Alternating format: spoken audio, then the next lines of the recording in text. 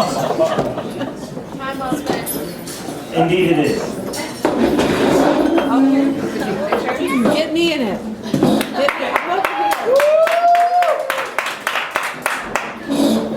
You blinked.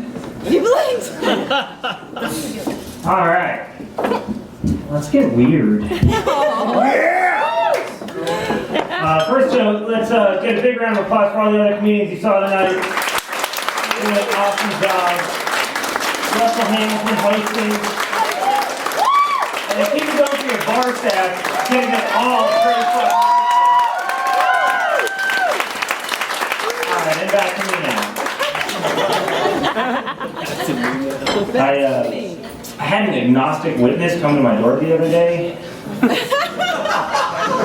I don't think he was very sure of anything because this is weird. Oh my god. But no, Chris was talking earlier about doing DDR and stuff, and it's weird because I love doing comedy. I feel like a rock star, a celebrity. It's awesome. But no one's walking around with comedians on their t-shirts. They're not playing our jokes on the radio, and they're not making games about us. But it totally makes sense, because that would be the worst game ever. Could you imagine Comedy Hero? You're trying to do a good job, and you're failing, and all of a sudden a heckler just shouts out, I bet that agnostic witness joke was funnier in your head, wasn't it? You gotta just double tap X to hold back the tears. And it would only be like this for half the time. The other half would be professional fry cook hero. Or erectile dysfunction hero. Yeah, groupie finally wants to sleep with you, but your erection's slowly fading. Double tap X to hold back the tears. It's cool though being here because I'm not originally from around here. And I always fancied myself as a man. I feel like, having a stable job, I can pay the bills, and I can keep a roof over my head and food on the table, and that makes me a man. And then I come to the South, you guys have a totally different kind of man around here. And I'm not trying to offend anyone, so I don't want to use the term rednecks, so we'll just call them lawn care professionals. But they're so they are men. They work all day in the hot sun and they're lifting things with their hands, and it's awesome. And then when they get off work, they're still outside. They're want to go fishing? I just bought a new hook. Didn't want to lose it. Kept it right here on my hat. And it's weird seeing that hat too, because it's all camouflage and it's got a big Dixie flag on it. And to me, when I see that, I just think the South will rise again. But then I think they can't. They can't possibly still be clinging to that notion that the South will rise again. We have a black president. At some point, I feel like you should probably just set less lofty goals, maybe instead of the South will rise again, maybe it's the South will have PBR on tap. You from the Midwest?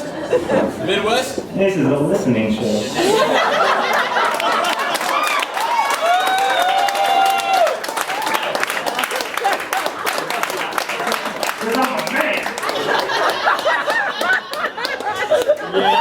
No, I do like to think that I'm a man, because there was this one time, my friend Chris and I were walking down the sidewalk, and there was 4 or 5 black guys coming our way. And we were talking, and all of a sudden a cloud came and covers the sun, and cast a shadow on all of the earth. My friend turned to me and said, "Man, it got dark out here fast." Oh my. To which they replied, "The fuck did you just say?" Clearly, we were not talking our way out of that one. So did the first thing I could think of, and I just ran away. Because I like to consider myself a little bit of a pacifist. Not a fan of violence. But I say it down here, and people are like, "Oh, pacifist? You mean pussy?" Yeah. But, it's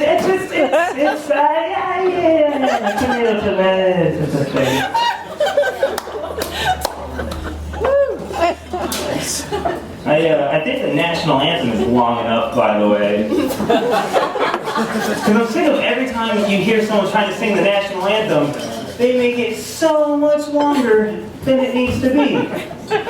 They're just, "Oh, say, can you see?"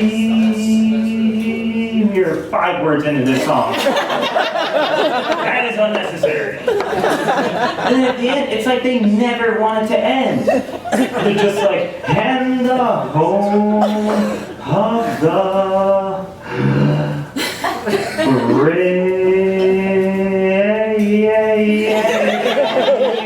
B-R-A-V-E, the bravest, we are the bravest. Stop it.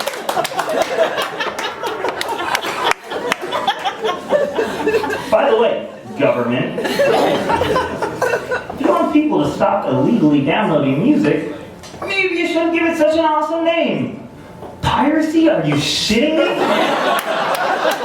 Childhood dream come true. My friends are all like, hey, check out this new song I got on iTunes. Only 99 cents. And I'm like, I don't pay for my music. They go, well, where do you get it from? I'm a swashbuckler. Really? That's awesome. I'm like, yeah, you can man the keyboards if you want. Next we set sail for the forbidden land of Metallica. But you gotta be careful because, you know, pirating music, music's kind of a gateway pirating because I've evolved since then. I've become pirating more and more things. And like, for example, I don't have health insurance, but this old sea dog still knows how to get his hands on some pretty good Percocet.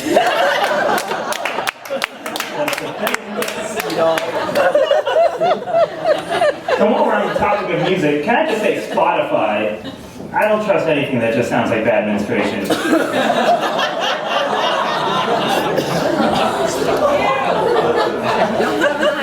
I think I might be the worst possible person you could have on a jury. Do not want to get drafted for jury duty for 2 reasons. I'm very indecisive. And I was also raised never to be a snitch. So it's just a lot of, maybe he did it, maybe he didn't do it. All I know is I didn't see nothing. Dude, we just want to know, should you pay the parking ticket or not? Absurd. I hate people that start sentences with the phrase, tell me why. They're like, tell me why I went out to a bar last night, got crazy drunk. Woke up this morning, still drunk. Fuck you.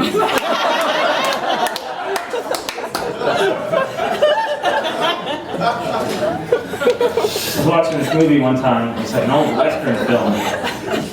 And this dude just kind of blew into town. And some like overly good Samaritan was just giving him a tour of the old Western town. He's like, hey, over there's the general store. Over there's the sheriff's office. And actually coming this way is the sheriff himself. And the guy's like, well, who's that over there? And he goes, oh, that's just a town drunk. And then they continued moving on. But I didn't continue moving on in my head. Because that's a really weird description. That's his name and his occupation. His town. How do you get that job? That would be fantastic. Like, is there an application you gotta fill out? And just like, oh, special skills. Will work for booze. Easily belligerent. Does not play well with children. See previous special skills. It'd be awesome. Or what if it's not that? What if it's just like you're sitting in a bar in your stupor and you're drinking and the town drunk just happens to stumble in and you make eye contact with him and he's like, it's on, motherfucker! And you're just doing shot for shot with the town drunk. And then what happens if you win? And then you become the town drunk. What happens to the old town drunk? Does he have to go like assimilate back into society now? Like he can see his wife and kids after 4 years? Is that to be in a used car salesman? Like what is that about? I like watching kids, by the way. Stay with me. Because they're awesome. They have their own like little primitive bartering system. And if you don't believe me, just walk by any playground during recess holding a cupcake. Because they'll run up to you and be like, hey mister, can I have your cupcake? And you're like, no, get the fuck out of here. And then they're like, please. And you're like, no. And he's like, I'll be your best friend. Go on. Because what if that was like a legally binding contract? What if I can call him up from jail like 20 years later and You know, he's like, dude, it's 3:45 in the morning. What are you doing? It's like, I know, shit got weird. And he's like, yeah, anyway, I need you to bail me out. And he's like, dude, and then his wife's just like, honey, who is it? And he's like, oh, just some dude who gave me a cupcake 20 years ago.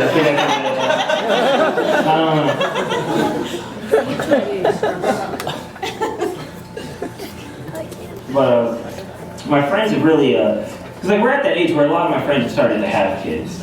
And they've kind of turned me off to the idea of kids because of them. You know, like one of my friends is just like, Aaron, when are you going to have a baby like mine? It's beautiful. It's the best conscious decision I've ever made with my life. And I'm like, first of all, I was at that party. You can take the word conscious out of that altogether. And then you're just left with best decision I ever made in my life. I'm like, come on, Becky. I remember before we were calling him Little Trevor, everyone was calling him Mommy's little 9-month hangover. So right away, that totally just turns me off. And then there's like all these questions I have about kids. Should I have a kid one day? You know, what do you do if let's say your kid wants to sleep with you in the middle of the night because he's afraid of the storm? What are the rules on spooning? Like, can I, or does he, or do we both just awkwardly like, throughout the 96 my kid is basically what I'm asking. It's awkward. Or like if your son pees on you while you're changing his diaper, what are the rules on retaliation? Do you have to be an adult, or can you say, fuck him, he's not forming memories yet? I don't know. I have no idea what the appropriate course of action is. And I just keep cycling through those kind of questions in my head, and it's more like, you know, I don't know what kind of parent I want to be. I just know what kind of parent I don't want to be. It's that kind of parent that when you get to the playground and all the kids are together, and then it turns into like you're watching a dog competition almost.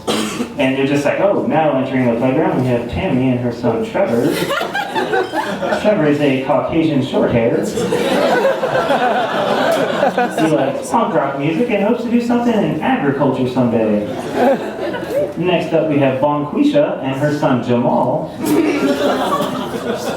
That's racist. Jamal has been captain of the 8th grade football team 5 years in a row.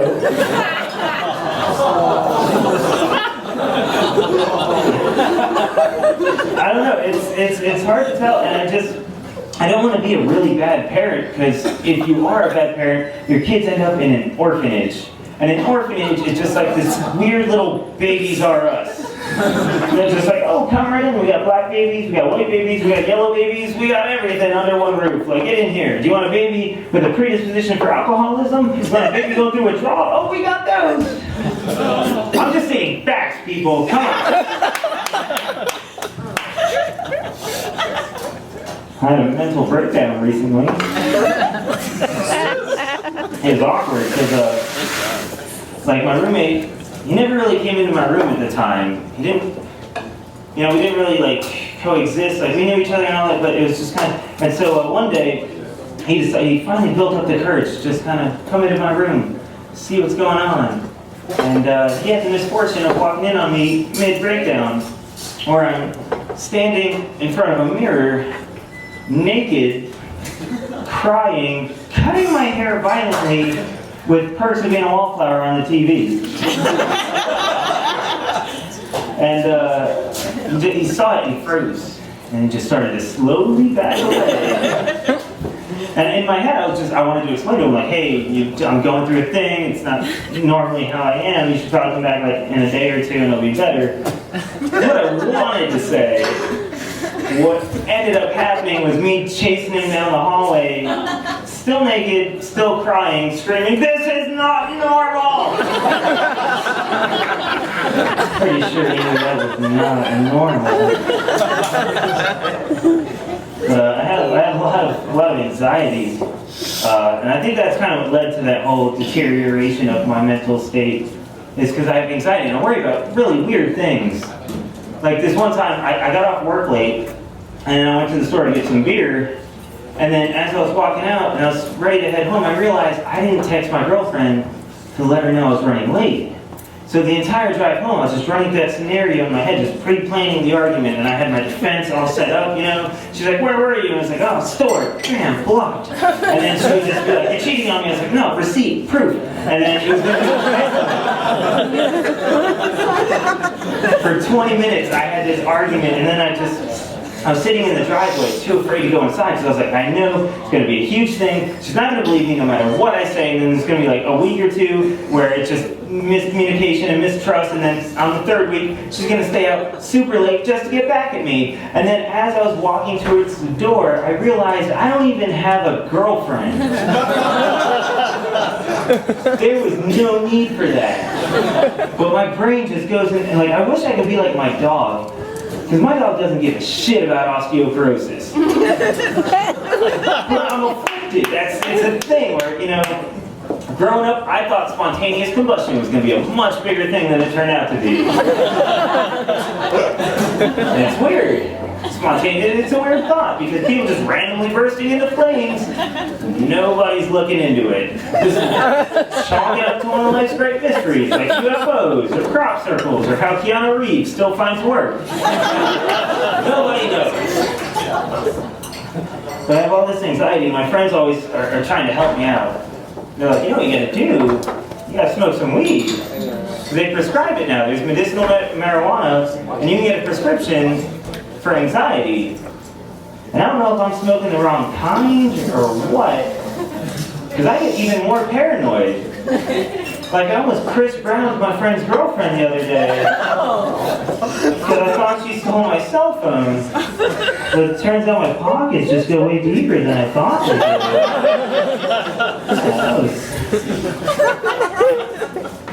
I think the best example of my anxiety was I bought this hat from Walmart, actually. And I went into Walmart like a week or two later, and I saw my hat, and I was like, hey, there it is. And then, which by the way, have you ever noticed like the hierarchies of shopping centers that we have here? You know, there's Target and Walmart, and they're at the top. There's like one's bright blue, one's bright red. You walk inside, they're very brightly lit. There's good music playing. All the DVDs are on the shelves, organized alphabetically and by genre. And then you go to Kmart, a little more dim, music's a lot softer. Those families are just kind of, you know, broken homes, just shuffling through the aisles. DVDs are slapped on the shelves just any other way. Just like, okay, it's Kmart, what do you expect?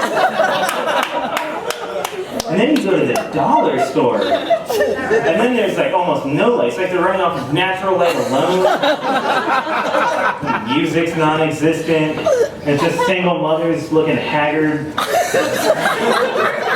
buying fun-sized portion of SpaghettiOs to last them a week. And then there's three stoner kids sword fighting in a corner. So I was at Walmart, and I saw my hat, and I was like, hey, there it is. And then my anxiety just like totally kicked in full gear. And I was like, they're gonna think you stole this. I was like, I gotta get out of here. So I took off my hat, and like I hid it in my coat, and I was heading to the door, you know, to look less suspicious. And then this weird fantasy like played through my head where like I broke through the first door, and I was waiting on the second door, but it took forever, and then they got me, and it just took me into this Walmart interrogation room. They're like, you're not from around here, are you, boy? I'm like, no, I mean, technically, I guess I'm from Jersey. And they're like, well, we don't take too kindly to shoplifting around here. I'm like, well, I bought the hat. And it's just like, oh, you Arabs are all the same. I'm like, I'm Puerto Rican. I said, well, I don't see any glitter and rainbows. I'm like, that's the wrong pride parade. Shit. It's weird that I've been trying to kind of trace the anxiety back, trying to figure out where it comes from, and I don't want to blame it all on my childhood. But there's one story stands out in particular. When I was a little kid, my uncle used to live with us, and then he went to jail. And my mom was just trying to protect us, you know, don't expose them to things before their time, kind of a thing. So instead of jail, she said he went camping. I said, camping? Camping where? And she goes, upriver, your uncle went upriver. I was like, well, he needs to be careful, because I hear bears like to wait by the river and paw at the fish. If he's not careful, he might get scratched. And she said, oh, no, son. He doesn't have to worry about that where he's at. No, where he's at, the bears will just bend you over and fuck you. You'll never go camping.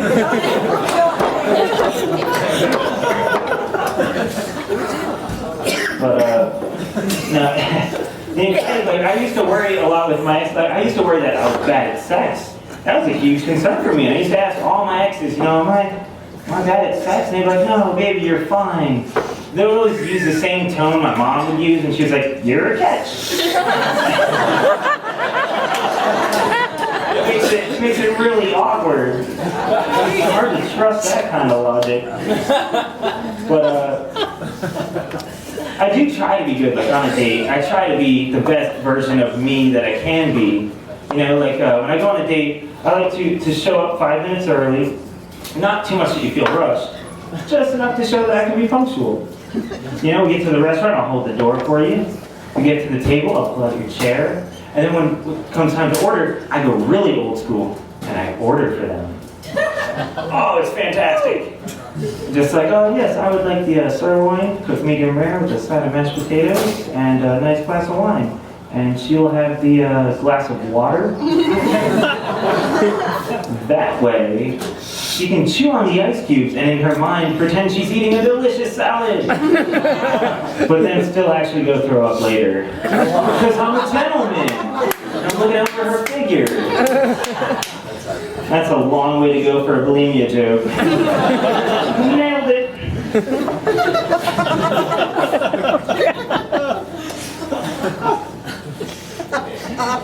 Suicide's an interesting topic to me.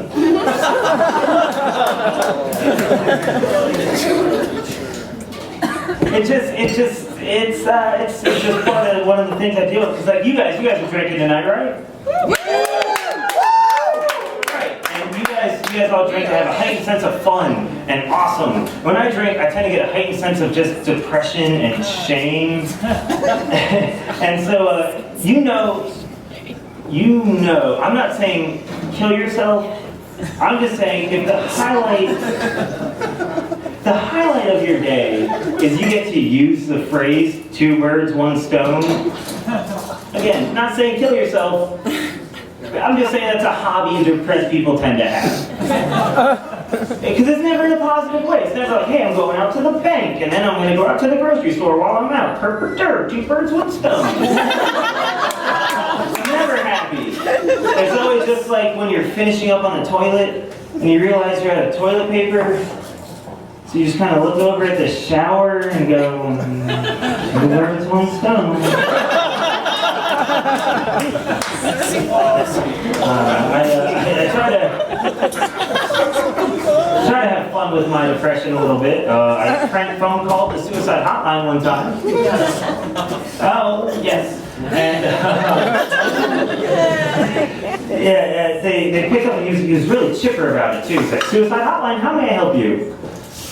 And I was just kind of thinking about killing myself.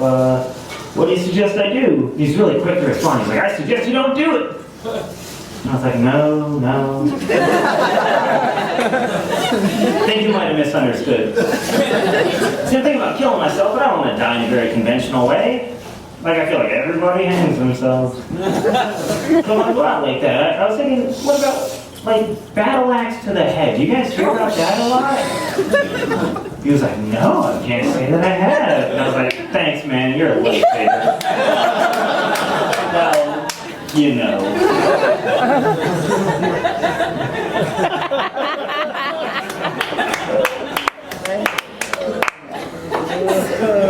feel like that would be the worst job in the world, though. Working at the suicide hotline. Because every morning you wake up and you're trying to be happy. And you know, you put your headsets on, you got your big cup of coffee, and you sit down in cubicle 7, and right away you got some asshole just screaming in your ear, just, I'm gonna jump! I'm gonna do it! You're like, dude, it's 7:01, like, why would you, fuck, I gotta deal with this? Then what if you fail? That's the part of the job I don't think I could do. It's talking someone down from a ledge. Because what if you do fail, and he jumps?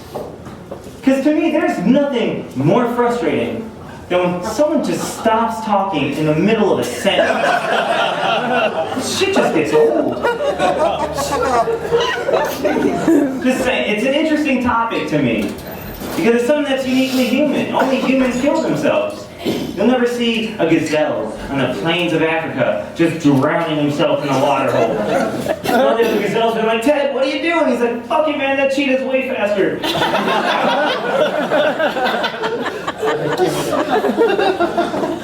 I think the reason that it's uniquely human is because mankind is the only species where the women have developed the ability to just nag the shit out of you. Because, like, for example, if you go to a zoo and you see the monkeys, what are they doing most of the time? They're either just shitting in their hands and throwing it, or they're violently jerking off. But if their women could talk, you know they wouldn't allow that. They're just like, stop that, what are you doing? That's disgusting. My parents are coming over. Oh, you'd rather touch yourself than touch me. I see how it goes. And if the monkeys had to deal with that enough, they would just climb the nearest tree and then hang themselves by their tail. And the sheer mechanics of that are mind-boggling. But they would figure it out. I think the one species I would feel the most sorry for them, if their women could talk, would have to be lions. Because it's like one dude and then 9 bitches. Oh, they would all just, I feel like they would just all gang up on him all at once. You know, he's just chilling under a tree, and then all of a sudden they're just like, yeah, we kind of want equal rights right now. How about you go fucking hunt, and we get to chill all day under a tree? And they would just all gang up on him, and then finally he's like, fine, I'll go. So he goes, and he gets a zebra by his mouth, and he's carrying it back to his den. Across the fucking Serengeti, and he just lays it down. He goes, boom, I have provided. And then they just jump on him all at once, like, we just cleaned that floor. What are you doing? Getting blood everywhere, and it smells. Get him out of here. It's like, bitch, you see what I did to his neck? It's like he's looking at me funny. Get him out of here. No, lion doesn't even say anything. He just walks into his room with a handgun and a bottle of scotch.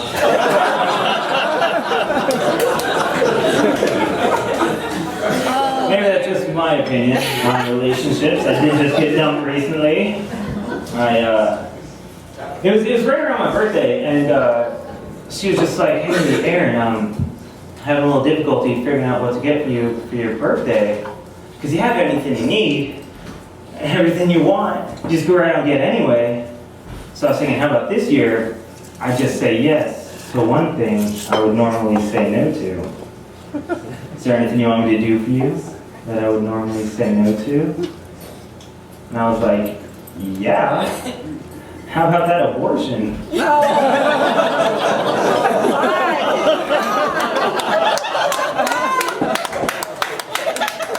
I'm just glad she told me early, because I was planning on using that for my candle wish.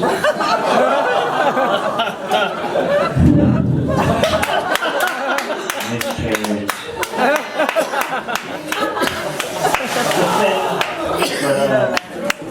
It's weird being single now though, because like it was the first time I've ever been dumped, and you can't tell people that without sounding like you're bragging. But it's a weird problem to have, but it's still a problem nonetheless, because it's never happened to me before. I've never been dumped, never happened. So I didn't know how to respond, so I got really frustrated for a long time. And I was really angry at her, and then I realized I've broken up with plenty of women. Just respond the way they do. Because clearly that is appropriate breakup behavior. So I keyed her car, I texted her best friend, I told her she had a small penis. Like usual breakup things. It's weird now, because being single means I gotta start having sex with strangers. And that's weird, so I've never really had to do that before. And I just recently found out that I have the same taste in women as a necrophiliac. Like I'm pale, quiet, not afraid to get a little dirt under their fingernails, flexible, you know what I'm saying? You know what I mean?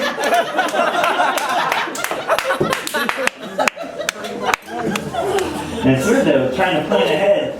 because like it's Wednesday, but Saturday's gotta be like get laid day.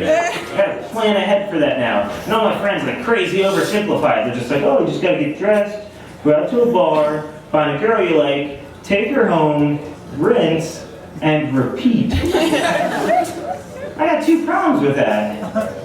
First of all, take her home, not even convince her to go home with you.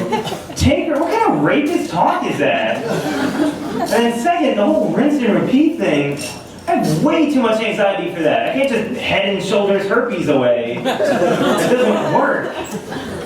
But if you want to get laid, you gotta just roll the dice now. Apparently, you just gotta go for it because it's socially unacceptable. Just go up to a girl and be like, excuse me, miss. You're very beautiful. By any chance, do you have syphilis? Heard that you said no, but any chance you could like show me the Carfax? And what if she did? What if she just like handed it over to her and you're just like, all right, let's take a look. Had a pregnancy scare there in '09. You took care of that pretty quickly. Doctor gave you a couple of pills for some bumps, and those went away after a week. This was a term paper. This would be a C at best. But a C is still passing, so I'm taking you home. Get in the van.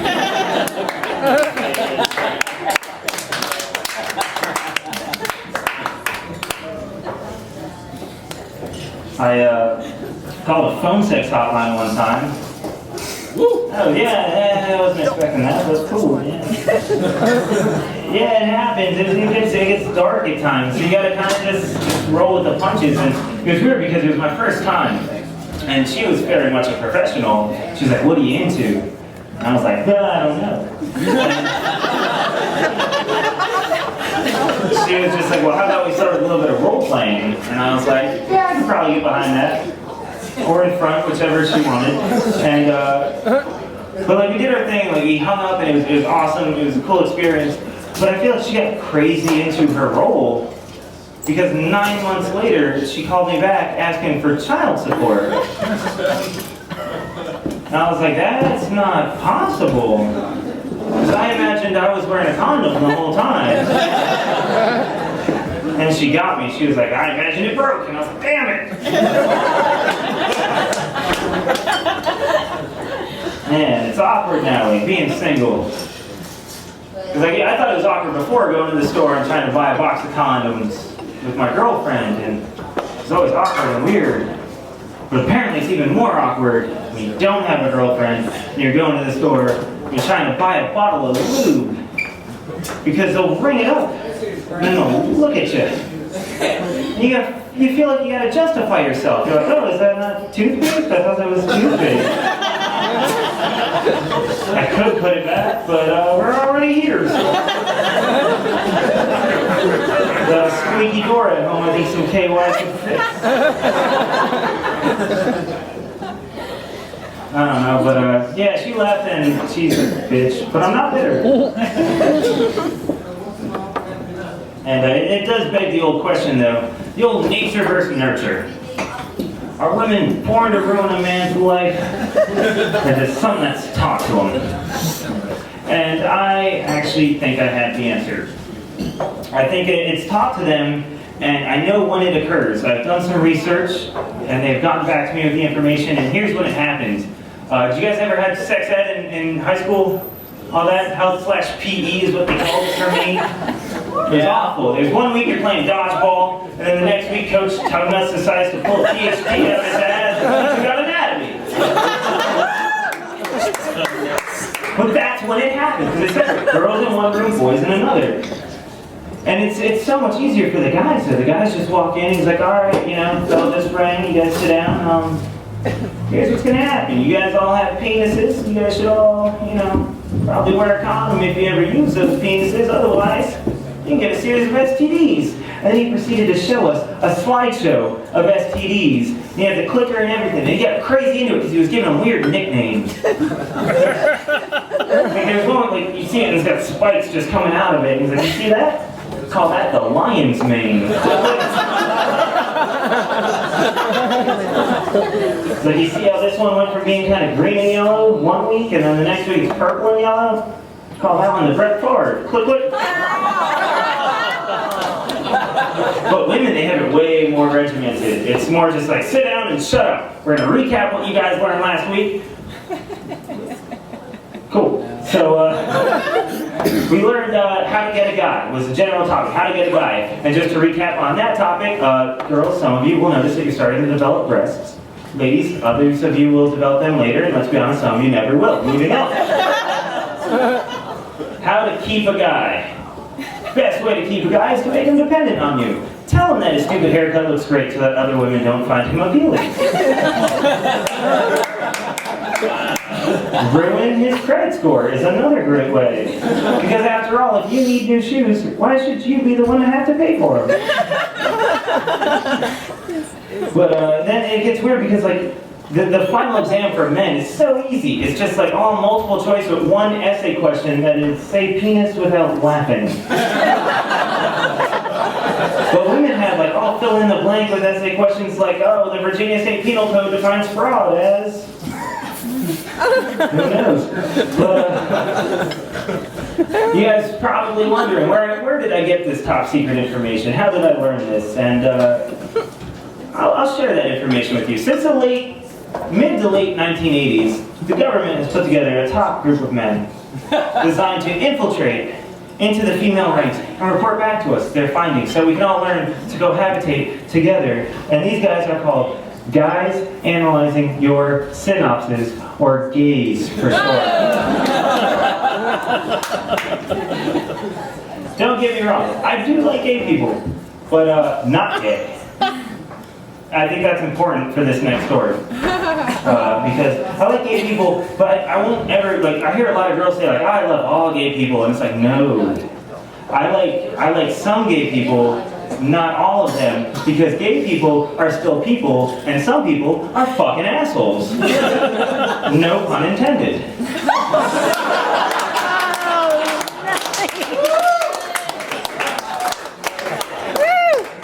I went to this party in Radford, and it was me and my friend Derek, and this dude shows up, and he starts hitting on my friend Derek. And I'm not just like suspecting his name was Gay Ray, so like there's no suspect about it. He was gay. He walked in, he was like, hey, and he saw me, and he was like,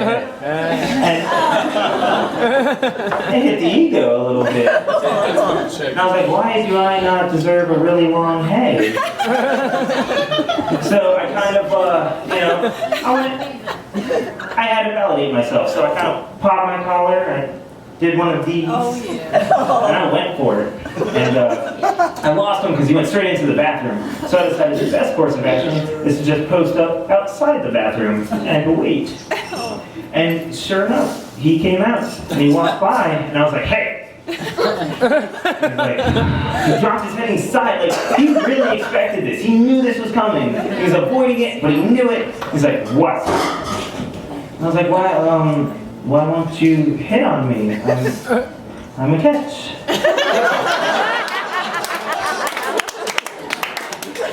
I swear to God, this is what he said. He was just like, sweetie, the only relationship you and I would ever have is if I really need to take a shit and you were a toilet seat. Right? That's a fucking asshole. No, he made me that kind of level of angry that I wasn't like being homophobic. I was more just hating him directly in a way that it was, I hope that he crashes his car into an 18-wheeler that spills toxic waste all over him, but doesn't kill him, and not the cool kind of toxic waste that gives him superpowers, the kind that causes him to painfully shit plutonium bricks for a week and a half as he slowly dies of radiation poisoning.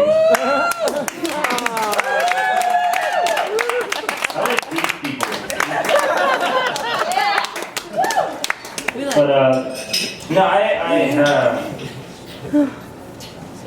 been single for a long time, and, can anyone teach me how to remove a bra? Because that's like the most complicated, because like, when you're with a girl and you're mostly doing face stuff, you can't really really look at what's going on. So you do the one-handed kind of behind you, doing the claw thing to try and get it, and then that doesn't work, so then the other hand has to come around, still face stuff, and and try to make it like it's a Chinese finger trap where you gotta push it together so it comes apart.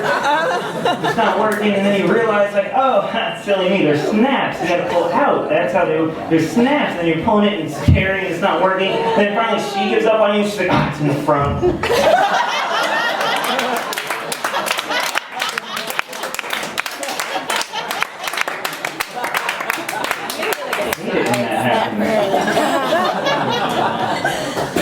I went on a sex drive recently, and for those of you that don't know what a sex drive is, it's basically when a girl promises a guy that she will sleep with him as long as he's willing to drive 4 hours out of his way on his only day off that week to go see her. And then he shows up and he's exhausted from the road trip, so they put on a good romantic comedy to help set the mood, and then they take a nap. And that's it. It's awful. And I know what you guys are wondering, what kind of guy would want to go on a road trip like that? And I think I have an idea. I think it's the type of guy that wakes up one day and goes, oh no, I've been single for a year now. Which means I haven't gotten any in over a year now. So I'm totally going to commit to this right away, and then he realizes that's 3 days away. He doesn't even know if he's sure about how to have sex anymore, let alone even how to kiss a girl. So then he goes upstairs into his room to practice on his pillow. And then his roommate kicks the door in with 2 shots of Fireball saying, who's ready to get rowdy? And he's going to pull his pants up and pretend it's more comfortable to sleep in the nude.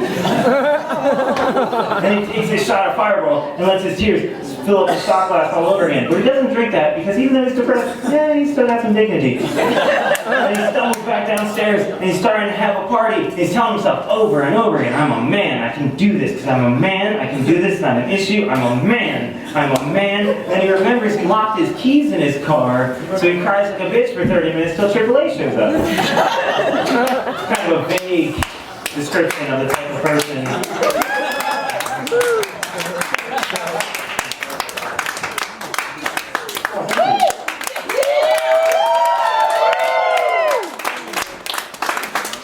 Good toast? You guys want to put them up? Yeah! I got nothing. To all the kisses I've snatched, and vice versa.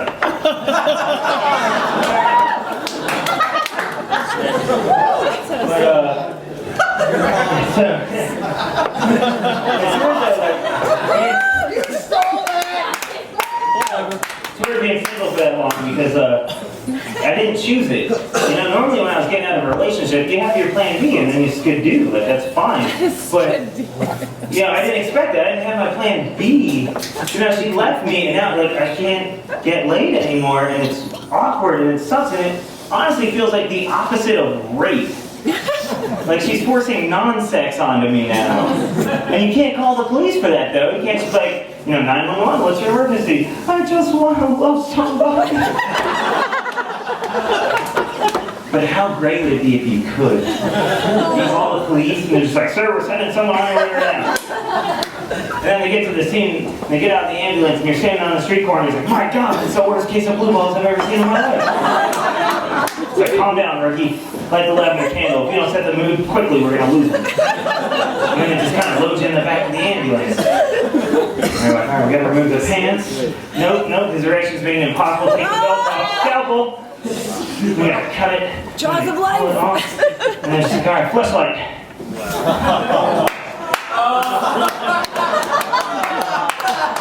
Clear.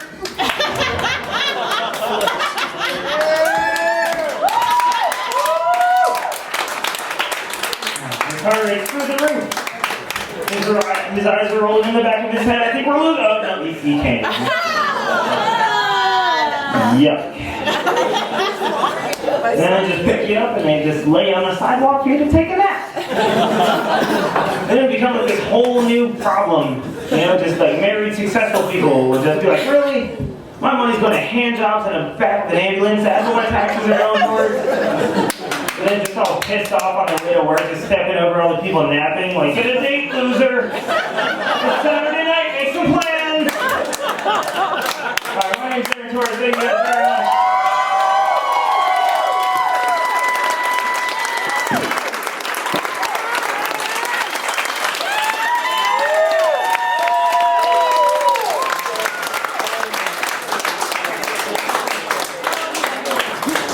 Hey guys, can we get another round of applause going for Aaron Torres?